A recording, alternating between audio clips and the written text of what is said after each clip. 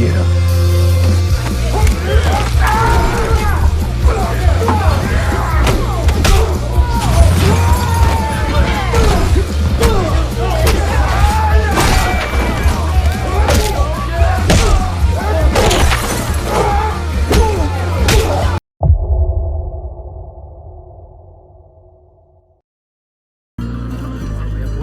It's for you.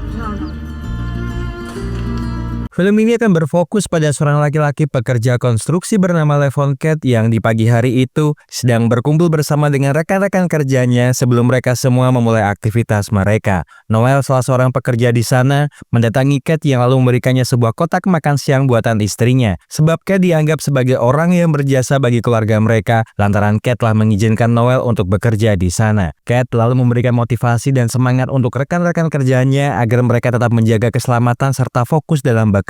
Karena hal tersebut sangatlah penting sebab ada keluarga yang menunggu kepulangan mereka di rumah.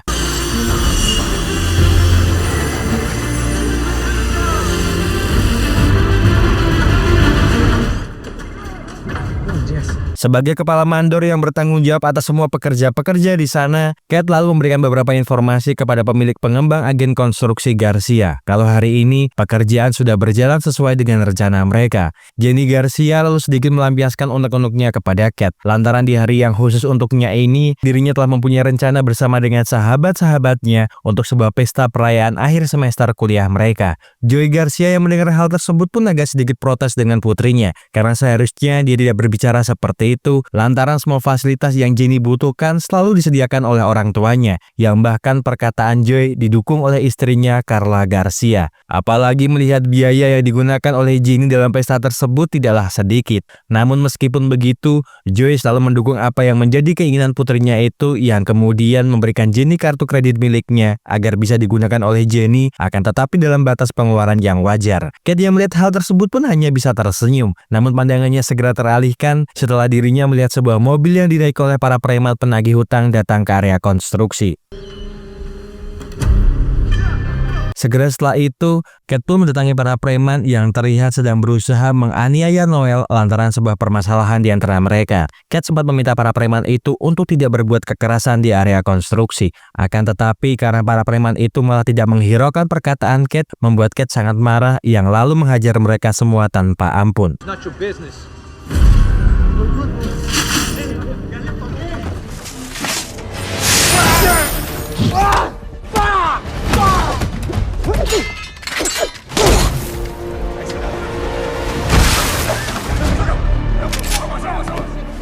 Bajen las armas. Get up. Melihat Cat yang mampu menghajar para preman-preman tersebut dengan mudahnya, membuat Noel bertanya-tanya tentang siapakah Cat sebenarnya. Namun Cat memilih untuk tidak menjawab pertanyaan itu, yang lalu meminta Noel untuk lebih baik segera kembali bekerja. Tak lama setelah kejadian tersebut, Jenny menemui Cat dengan membawakannya beberapa bekal makan siang untuknya. Karena keluarga Garcia tahu kalau Cat hanya membawa bekal tuna kaleng dan selai kacang untuk dimakannya setiap istirahat bekerja. Jenny lalu bertanya kepada Cat tentang kejadian yang barusan saja terjadi, karena Jenny tak menyangka kalau Cat mempunyai kemampuan seperti layaknya militer terlatih. Cat pun lalu mengatakan kalau itu bukanlah apa-apa dan meminta Jenny untuk tetap diam agar semua orang tidak sibuk membicarakan hal ini. Jenny pun mengerti akan hal tersebut dan meminta Cat untuk mempercayainya karena dia siap mendukungnya dari belakang. Sore harinya setelah Cat bekerja, dia mampir ke sebuah rumah di mana putrinya tinggal dengan diasuh oleh ayah dari ibunya. Mary yang melihat ayahnya datang ke sana sangat begitu senang, namun tidak dengan Ruth yang sangat tidak menyukai kedatangan Cat di sana.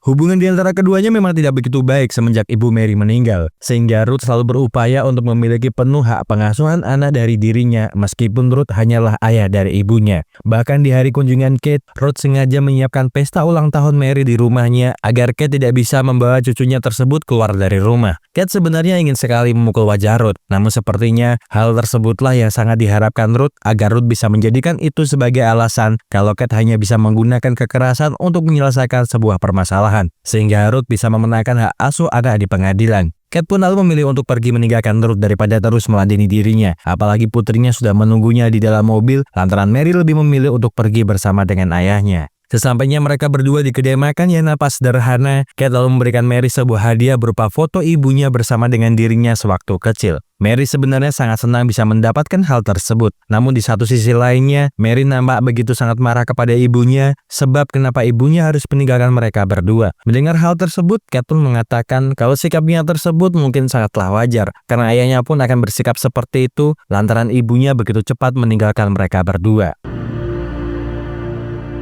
Setelah perjamuan makan bersama dengan putrinya, Cat menemui pengacaranya untuk menceritakan kejadian yang dialaminya tentang Ruth yang sengaja mengadakan pesta ulang tahun di saat jadwal berkunjungnya. Dan sepertinya Ruth memang sengaja melakukan hal itu agar dirinya terpancing hingga melakukan kekerasan kepadanya. David pun mengatakan kalau pengacara Ruth sepertinya telah memberikan sebuah surat tambahan ke pengadilan dengan menuduh dirinya yang menderita penyakit PTSD yang tidak bisa diobati akibat trauma otak sewaktu dinas militernya hingga bisa menyebabkan kemungkinan kekerasan di saat penyakitnya kambuh. Maka karena hal tersebut jugalah pihak mereka meminta kunjungannya selalu diawasi dan pengurangan waktu kunjungan dari 2 jam seminggu menjadi 1 jam saja. Mendengar hal tersebut sebenarnya membuat Cat sangat marah karena kenapa bisa pengabdiannya kepada negara malah menjadikannya orang jahat. Cat lalu memberikan David uang $10.000 dari uang menabungnya agar David bisa membantu dirinya melawan pihak pengacara Ruth dan mulai bercerita kalau mungkin Ruth sangat membenci dirinya karena peristiwa kematian putrinya hingga menuduh dirinya sebagai orang yang telah membunuh putrinya, padahal putrinya mati akibat bunuh diri.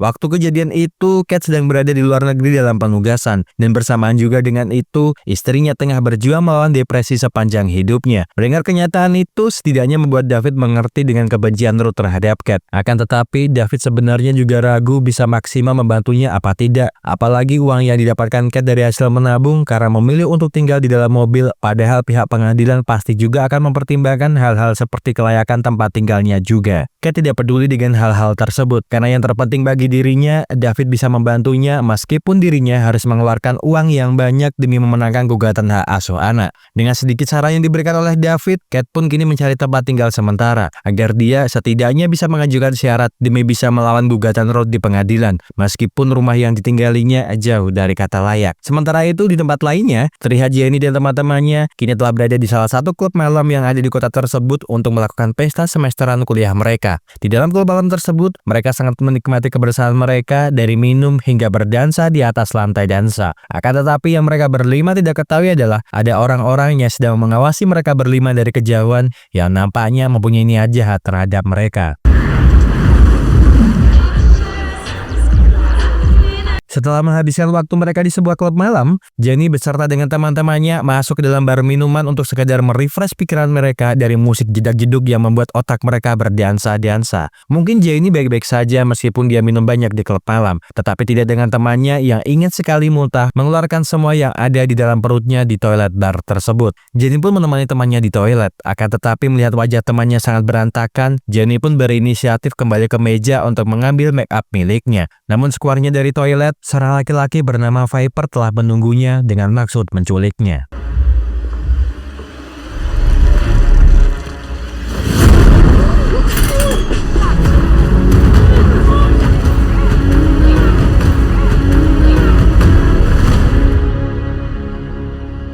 2 hari pun berlalu semenjak hari itu, Cat pun dikejutkan dengan berita hilangnya Jenny semenjak Jumat malam dia pergi berpesta. Sabtu malam, Joy sudah menghubungi polisi karena Jenny tak kunjung kembali ke rumah. Akan tetapi menurut laporan polisi pagi tadi, mereka mengatakan kalau Jenny terdeteksi mengadakan resital piano pada Minggu malam. Dan bila dalam 5 hari ke depan belum ada kabar dari Jenny, polisi baru akan bertindak. Mereka berdua juga sudah meminta bantuan separuh keluarga besar untuk membantu mencari Jenny, termasuk menghubungi sepupu mereka yang merupakan kapten polisi dipilih untuk membantu pencarian Jenny. Namun karena ini bukanlah wilayah tugasnya, sepupu mereka juga tidak bisa membantu banyak. Satu-satunya harapan mereka berdua adalah dirinya dalam menemukan di mana keberadaan Jenny, karena mereka berdua yakin Catlah orang yang tepat di saat semua orang tidak bisa melakukannya. Mereka berdua akan memberikan uang $50.000 ditambah $20.000 lagi sebagai bantuan jasa atas pertolongan yang diberikan oleh Cat. Namun sepertinya Cat menolak hal yang mereka berdua tawarkan kepadanya karena dirinya sudah berbeda dibandingkan dirinya yang dulu.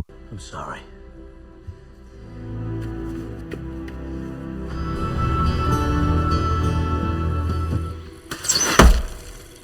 Segera setelah itu, Cat pun kini berada di suatu tempat untuk bertemu kawan lamanya yang bertempat tinggal jauh di tengah hutan belantara. Mengetahui kalau Cat datang ke sana, Guni pun sangat senang. Meskipun dirinya yang saat ini mengalami kebutaan hampir 90%. Akan tetapi karena seringnya berlatih dan mempunyai pengalaman di kemiliteran, kebutaannya itu bukanlah sesuatu kekurangan yang harus dirinya sesali. Guni lalu bertanya tentang siapakah orangnya, karena pasti tujuan Cat datang ke sini adalah untuk meminta izin padanya melakukan hal seperti yang dulu Cat lakukan. Lebih baik Cat bertindak sepenuh hati dan jangan pernah ragu. Apalagi seharusnya Cat tidak perlu repot-repot datang ke sini atau berpura-pura dia membutuhkan izin dari dirinya untuk sesuatu yang sudah dia putuskan. Keesokan harinya, Cat pun menemui Joy di kediamannya untuk melihat bagaimana kondisi Joy yang terlihat masih sangat sedih lantaran Jenny belum kembali ke rumah. Cat meminta Joy untuk bangkit dan sedikit mengenang tentang masa lalunya. Di saat istrinya meninggal, Cat memutuskan untuk pensiun dari kemiliteran. Keputusan yang tersebut banyak membuat orang kecewa dan menjauh, tetapi Joy tetap peduli dengannya. Dia, Carla, dan Jenny merupakan keluarganya, jadi Cat berjanji akan membawa Jenny pulang kembali ke rumah ini.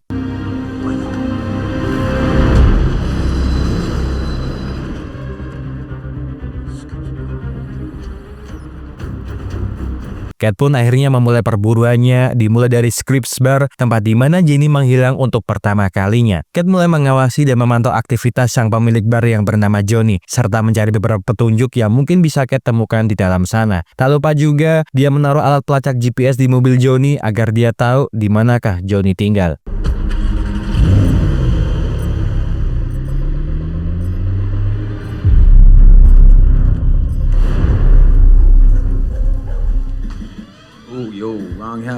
Johnny pun dibuat terkejut dengan kedatangan Cat yang datang ke rumahnya dengan menodongkan senapan laras panjang kepadanya. Johnny sempat bertanya kepada Cat tentang siapakah dirinya, karena berani-beraninya masuk ke rumahnya dengan menodongkan pistol kepadanya. Cat pun lalu mengatakan kalau kedatangan dia ke sini adalah untuk mencari seorang gadis yang hilang di bar miliknya. Dengan santainya, Johnny pun mengatakan kalau dia sudah menjawab pertanyaan yang sama ditanyakan oleh kepolisian. Jadi untuk apa dia menjawab pertanyaan dari dirinya? Melihat kalau Johnny memang tidak bisa bekerja sama yang baik dengan dirinya, Cat lalu membekap wajahnya dengan handuk basah agar Johnny mau bercerita tentang kejadian sebenarnya, karena Cat yakin kalau Johnny juga terlibat atas hilangnya Jenny. Tak tahan dengan siksaan tersebut, Johnny pun lalu mengatakan kalau orang-orang yang dicarinya itu berada dalam level yang berbeda. Orang-orang yang bila dia bertindak jauh, maka mereka akan mengincar seluruh keluarganya beserta garis keturunannya. Namun belum juga Cat mendapatkan informasi yang banyak dari Johnny, Johnny tiba-tiba berteriak setelah beberapa rekanannya datang ke rumahnya tersebut. Where are you, brother?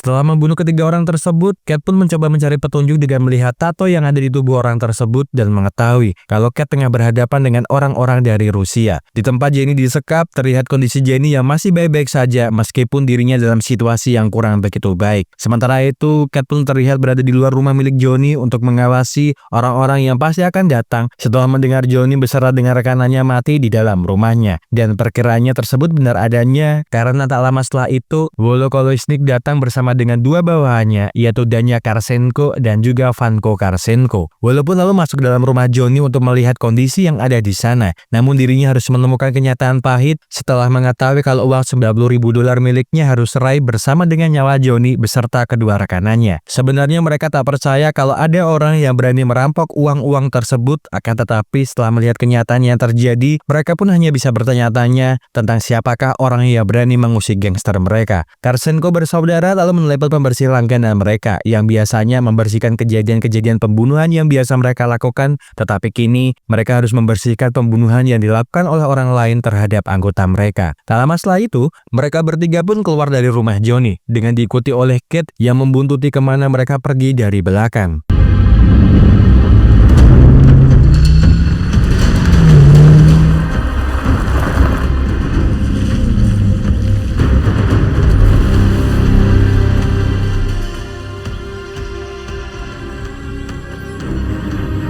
Dari kejauhan, Cat pun mengawasi rumah Wolo dengan kamera thermal miliknya untuk melihat dengan apa saja dan dengan siapa saja Wolo berada di rumahnya. Dan ketika itu, Wolo hanya bersama dengan istrinya, namun mereka sedikit bertengkar sehingga istrinya memilih untuk pergi mencari hiburan di luar rumah. Momen tersebut pun langsung dimanfaatkan oleh Cat untuk masuk ke dalam sana, guna menyekap Wolo agar Cat bisa mendapatkan informasi dari dirinya. Hope you don't mind. Meskipun tubuh Wolo terikat di atas kursi, dia masih saja mengancam Cat dan bertanya apakah dia tahu tentang siapakah orang yang sedang dia lawan. Wolo pun mengatakan kalau dia adalah salah satu pemimpin dari gangster Rusia bernama Barry Zakoni, salah satu gangster yang paling ditakuti di daratan Inggris. Mendengar hal tersebut, nampaknya sama sekali tidak membuat nyali Cat ciut, lantaran dulu dirinya sering melihat banyak gangster-gangster Rusia yang kurang lebih sama aktivitasnya dengan gangster miliknya. Cat mengatakan kalau dia sama sekali tidak peduli dengan uang-uangnya ataupun segala bisnis milik Wolo, karena tujuannya ke sini hanya mencari seorang gadis yang menghilang di tempat dia melakukan bisnis kotornya. Dengar hal tersebut nampaknya membuat Wolo sangat marah, karena itu pasti adalah ulah Dimi, anak laki-lakinya yang sedang berselisih paham dengan dirinya. Bahkan dia bersumpah serapah di depan Cat dan sangat mengutuk Dimi lantaran ulah yang diperbuatnya membuat Wolo harus ikut juga bertanggung jawab. Fuck you!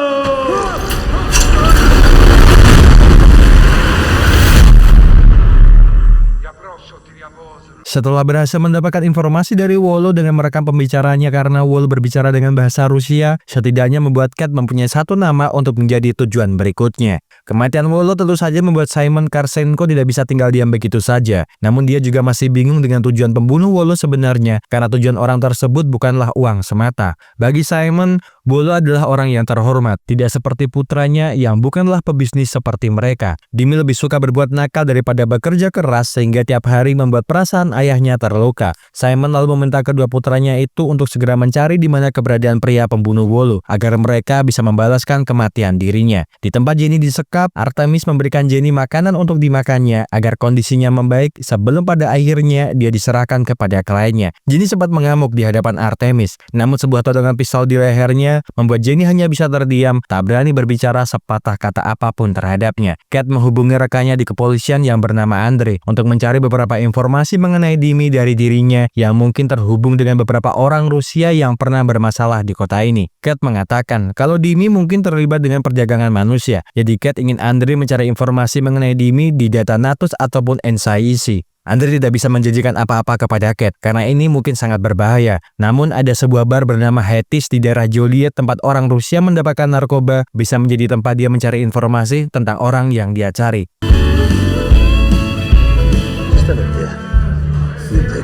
Malam hari pun berlalu, Cat pun telah sampai di bar Hetis untuk mencari informasi mengenai keberadaan Dimi. Sementara itu di ruangan CCTV pengawas bar Hetis, Artemis, orang yang menculik Jenny, didatangi oleh Scott untuk bertanya tentang apa yang sedang dia lakukan dalam beberapa hari belakangan ini, karena dirinya terlihat sibuk di luaran sana. Artemis pun mengatakan kalau urusannya di luar sana bukanlah sesuatu yang harus Scott ributkan, lantaran lebih baik dia mengurusi urusannya sendiri daripada harus mencampuri urusan orang lain. Artemis lalu bertanya kepada Scott tentang apakah dia tahu orang yang ada di bar tersebut, karena baru kali ini orang tersebut datang ke bar ini. Artemis menduga kalau orang tersebut adalah seorang polisi, lantaran melalui CCTV canggih milik bar tersebut, dia bisa mengetahui kalau Cat membawa pistol kaliber 38 di kantong celana miliknya, dan segera memerintahkan Scott untuk mendatangi orang tersebut. Segera setelah itu, Scott pun mendatangi Cat, akan tetapi Cat yang menyadari kalau orang di sampingnya merupakan orang yang penting di bar ini, lalu menunjukkan uang yang dibawanya agar Cat bisa mendapatkan sesuatu yang diinginkannya.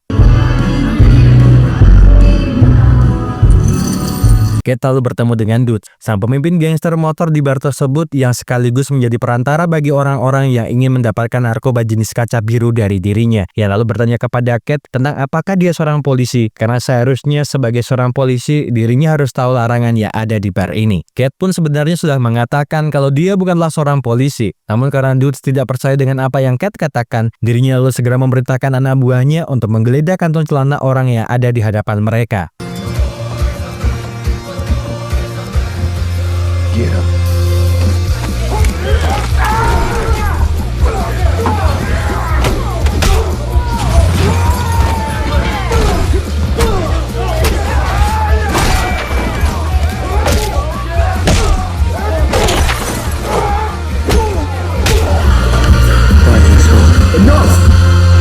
Melihat salah satu anak buahnya hampir mati, Dutch pun segera menghentikan pertikaian di sana untuk meminta maaf atas sikapnya yang berlebihan. Apalagi setelah melihat telapak tangannya yang kasar, Dutch meyakini kalau Cat adalah seorang laki-laki pekerja keras. Akan tetapi, Dutch meyakini juga kalau Cat bukan hanya sekedar orang biasa, karena melihat dia bertarung, nampaknya masa lalu Cat sangat berbahaya, dan bertanya dengan apa yang sedang dia inginkan. Cat mengatakan kalau dia menginginkan narkoba jenis kaca biru dalam jumlah yang banyak, dan kenapa dia memilih Dutch, itu dikarenakan informannya dari Chicago tidak bisa dihubunginya lagi, dan dia tidak mau lama-lama untuk bernegosiasi dengan Dutch karena waktu adalah uang. Dengan penuh pertimbangan, Dutch pun menyetujui tawaran yang diberikan oleh Cat dan memintanya untuk datang ke kedai makan di persimpangan jalan raya tepat di utara sini besok jam 7 pagi untuk mengambil barang yang dia inginkan.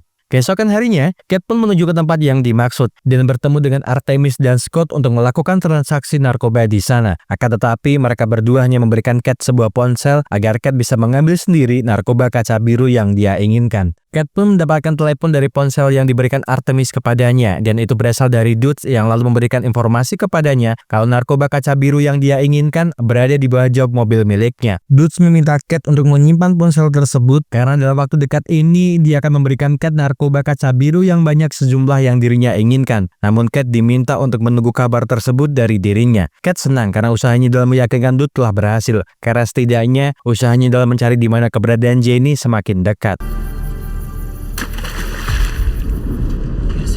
Princess for a night. Viper dan Artemis terlihat sedang membawa Jenny ke sebuah tempat untuk menemui Nestor, seorang miliarder yang menjadi pembeli wanita-wanita yang diculik oleh mereka berdua melalui Dimi sebagai bos mereka berdua. Tak lupa sebelum mereka menyerahkan Jenny, mereka membiusnya terlebih dahulu agar dia tidak berontak di dalam koper. Nestor yang mengetahui kalau mereka membawakan barang bagus untuknya, memberikan sebuah koper berisikan emas dan uang sebagai tanda terima kasihnya kepada Dimi karena selalu berusaha memberikan yang terbaik untuk dirinya. Akan tetapi, ketika Nestor berniat melihat keadaan Jenny di dalam koper tersebut, Jenny malah tersadar yang kemudian menggigit wajah sebelah kiri Nestor hingga darah membasahi baju miliknya. Sementara itu, ketika Cat sedang sibuk dengan pencariannya, dia mendapatkan telepon dari Dutch yang bertanya kepadanya tentang apakah orang-orang Cat menyukai barang miliknya. Karena jika mereka senang dengan hal tersebut, Cat bisa melanjutkan transaksi kaca biru ke level selanjutnya. Akan tetapi, Dutch meminta Cat untuk berpenampilan yang rapi karena orang-orang ini mempunyai kekuasaan yang sangat besar yang bahkan orang-orang ini bisa membeli kekuasaan untuk kepentingan mereka. Keesokan harinya, Cat pun telah sampai di sebuah restoran mewah untuk bertemu dengan Dutch dan seorang pria bernama Dimi Kolesnik yang merupakan seorang pria yang selama ini Cat cari. Namun sebagai tindakan pencegahannya agar identitas Cat tidak diketahui, Cat pun menyamarkan namanya menjadi William Coates karena Cat menyadari kalau orang-orang ini pasti akan mencari tahu tentang siapakah dirinya sebelum mereka bisa melanjutkan transaksi mereka. Setelah beberapa saat menunggu dan menemukan kalau Cat bukanlah orang yang mencurigakan, Dimi pun memberikan Cat narkoba kaca biru lainnya dan meminta Cat untuk hanya mengirimkan emoji kelinci bila Cat menginginkan lagi persediaan kaca biru. Dan sama seperti yang dilakukan oleh Cat sebelumnya, dia membuang narkoba-narkoba tersebut karena tujuannya hanyalah menemukan di mana keberadaan dari Jenny. Merasa belum menemukan titik terang tentang di mana keberadaan dari Jenny, Cat pun membuka-buka media sosial Jenny agar dia bisa menemukan petunjuk lainnya di sana. Dan seorang pria yang sepertinya selalu ada di belakang Jenny dan rekan-rekannya ketika mereka berfoto menjadi orang yang sangat dicurigai keberadaannya. Cat pun lalu membuka ponsel milik Johnny yang dia bawa untuk mencari keterikatan pria tersebut dengan Johnny dan menemukan sebuah fakta kalau orang itu terhubung dengan Bar Hotis. Segera setelah itu, Cat pun memantau aktivitas yang ada di Bar Hotis dari luar. Akan tetapi gerak-geriknya diketahui oleh Artemis melalui CCTV pengawas yang kemudian menelepon Karsenko bersaudara kalau orang yang mereka cari berada di luar Bar Hotis. Dia menyadari kalau pengintaiannya telah diketahui lalu berusaha untuk kabur dari sana menggunakan salah satu motor yang ada di halaman Bar Hotis.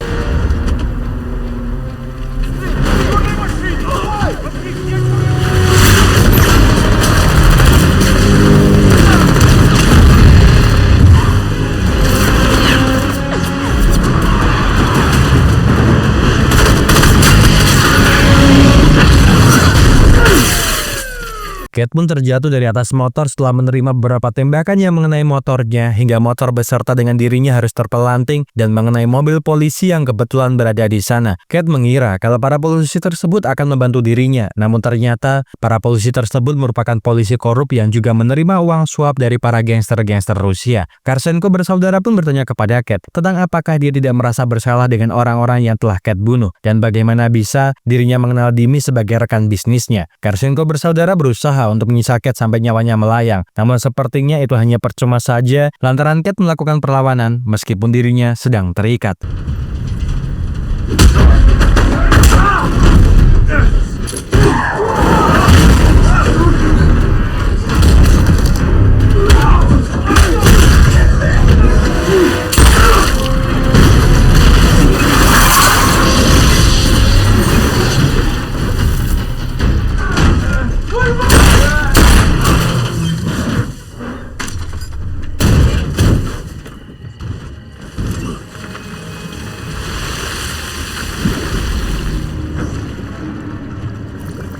Cat pun menenggelamkan mobil van tersebut ke dalam sungai. Hingga kabar kematian dari Karsenko bersaudara diketahui oleh Simon yang terlihat sangat marah karena kedua putranya itu harus mati secara mengenaskan. Dia bersumpah akan membalaskan kematian kedua putranya tersebut, tak peduli walau dia harus berhadapan dengan iblis sekalipun. Setelah kejadian waktu itu, Viper dan Artemis menemui Dimi yang terlihat sangat marah kepada mereka berdua karena kenapa klien Dimi harus mendapatkan jahitan di pipi kirinya. Dimi telah lama membangun bisnis ini untuk kesenangan, bukan menerima cacian ataupun siksaan. Setiap bisnis yang Dimi jalani membuatnya harus menepati janjinya kepada klien mereka, sehingga jika dirinya sudah menepati janji tersebut, maka para pelanggan pun akan senang. Dia baru saja kehilangan $200.000 akibat kesalahan yang Viper perbuat, maka segeralah perbaiki semua itu sebelum kesabarannya habis. Simon kini sedang berada di suatu tempat untuk menemui para petinggi gangster membahas perbuatan dari seorang iblis yang telah membunuh 2 orang prajurit serta seorang kapten anggota gangster mereka. Apalagi 2 orang prajurit tersebut adalah putra kesayangannya. Simon ingin melakukan pembalasan terhadapnya, jadi dia butuh dukungan dari mereka untuk melakukan hal tersebut. Osinski pun lalu bertanya kepada Simon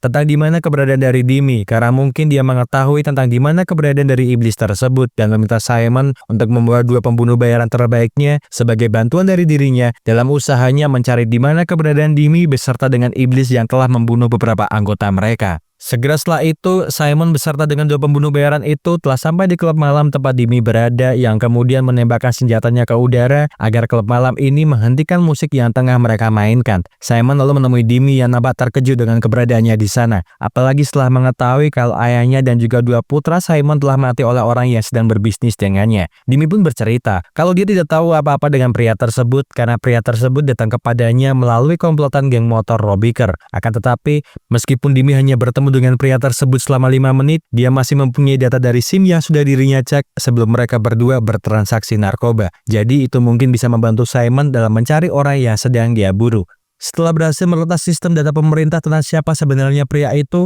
para pembunuh bayaran itu lalu mendatangi kediaman Ruth dengan maksud memberikan peringatan kepada Cat kalau dia telah salah dalam memilih lawan. Sementara itu, Cat yang sedang dalam perjalanan mendapatkan telepon dari pihak sekolah yang mengabarinya kalau putrinya itu sampai sekarang belum dijemput oleh kakeknya. Mendengar kabar tersebut, Cat pun segera menuju ke sekolah untuk menjemput putrinya. Akan tetapi dirinya juga bertanya-tanya tentang kenapa kakeknya belum menjemput putrinya. Mary pun mengatakan kalau dia sebenarnya sudah menghubungi kakeknya berkali-kali, namun kakeknya tidak membalas pesan ataupun menjawab telepon dari dirinya. Mengetahui hal tersebut, Cat pun menduga kalau ini pasti ada hubungannya dengan gangster-gangster Rusia tersebut, karena pasti mereka ingin melukai orang-orang yang berhubungan dengan dirinya dan menduga kalau kakeknya mungkin sedang berada dalam masalah. Dan sepertinya dugaan Cat pun benar adanya, karena terlihat rumah Ruth terbakar dengan dirinya yang terikat di dalam sana penuh luka lebam di seluruh tubuhnya.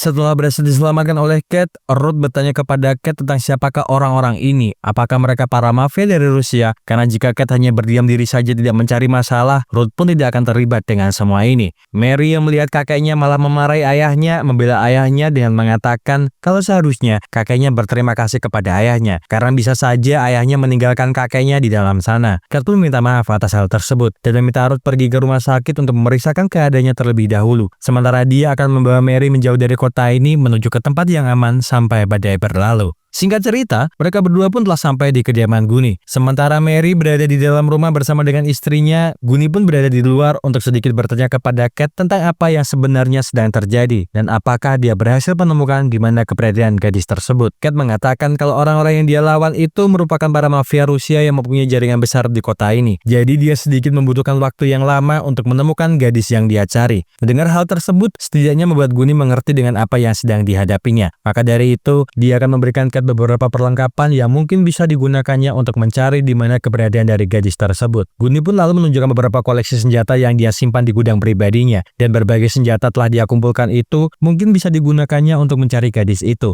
Namun dari semua senjata-senjata tersebut, satu senjata laras panjang yang dulu pernah Cat pakai sewaktu di kemiliteran menjadi pilihan utamanya untuk menyerang para gangster-gangster Rusia tersebut. Sebelum Cat pergi, dia berpesan kepada putrinya untuk sementara tinggal bersama dengan Guni selama pekerjaannya belum selesai. Dia berjanji akan datang kembali ke sini menjemputnya, jadi bersikaplah yang baik kepada Guni dan juga istrinya. Viper dan Artemis terlihat sedang berada dalam perjalanan menuju ke suatu tempat untuk membunuh Jenny yang telah menyebabkan masalah kepada mereka. Namun dalam perjalanannya, Jenny tiba-tiba memberontak sehingga membuatnya berhasil melarikan diri dari sekapan mereka berdua. Jenny terus berlari di tengah gelapnya hutan, hingga akhirnya dia berpapasan dengan polisi yang sedang melintas di dekatnya.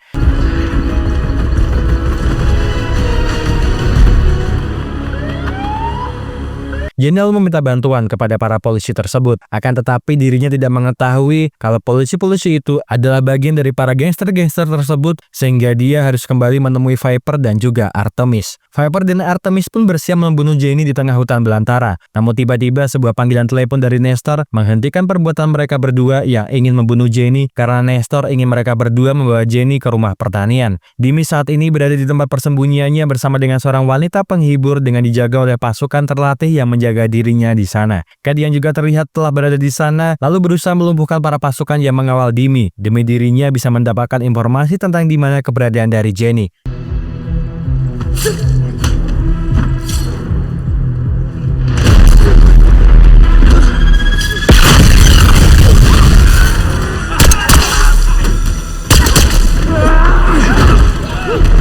Okay, you made your point. I figured that.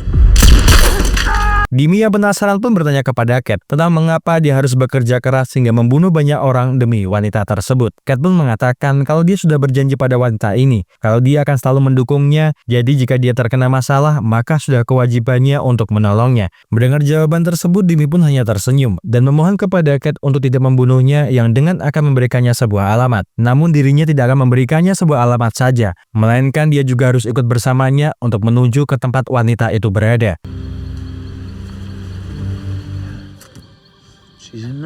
Setelah sampai di tempat yang dimaksud, Kat bertanya kepada Dimi tentang kenapa dia harus melakukan semua ini dan kenapa juga Jenny yang harus dia culik. Dimi pun menceritakan kalau tugas dari Viper adalah mengambil gambar dari gadis-gadis yang sedang berada di klub. Dia lalu mengirimkan kepadanya, yang kemudian foto-foto tersebut dirinya berikan kepada klien-kliennya dan kliennya lah yang menentukan gadis-gadis mana yang mereka pilih. Mendengar hal tersebut agak membuat Kat sangat marah. Terlebih lagi orang-orang yang mereka culik adalah manusia, bukanlah barang yang bisa mereka perjualbelikan. Kat pun lalu bertanya kepada Dimi, apakah dia mempunyai seorang anak perempuan? Karena jika dia tidak mempunyai anak, maka dia tidak akan bisa mengerti dengan apa yang Kat bicarakan kepadanya.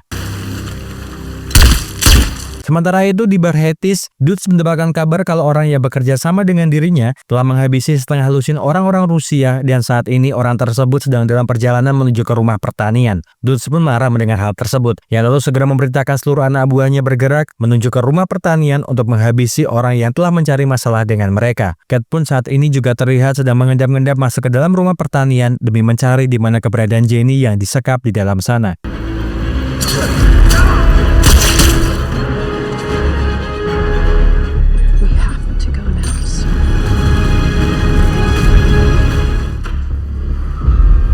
Nestor saat ini berada di dalam sebuah ruangan bekas operasi untuk membunuh Jenny secara perlahan atas perbuatan yang dia sebabkan ketika itu. Akan tetapi ketika dirinya akan bersiap mengoperasinya, sebuah ledakan granat menghentikan perbuatan yang akan dilakukannya kepada Jenny.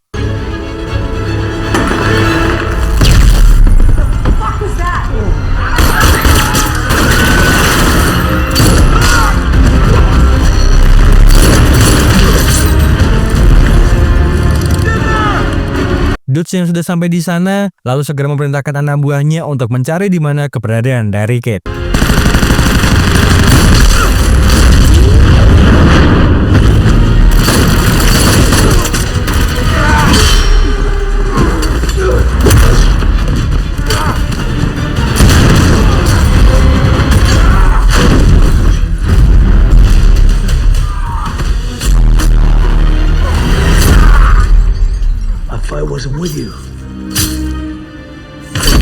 Setelah berhasil membunuh Dudes beserta dengan semua anak buahnya, Kat pun lalu segera masuk lebih ke dalam untuk mencari di mana keberadaan dari Jenny.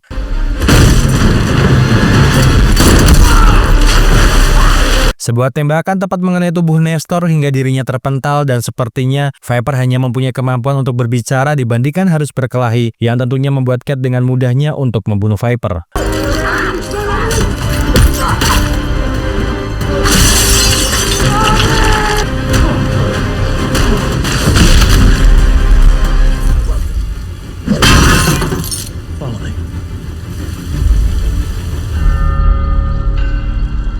Dua pembunuh bayaran yang dibawa oleh Simon pun kini juga telah berada di sana untuk memburu keberadaan Kate. Mereka berdua pun bertindak secara brutal, yang bahkan menembaki para polisi yang baru saja tiba di tempat tersebut.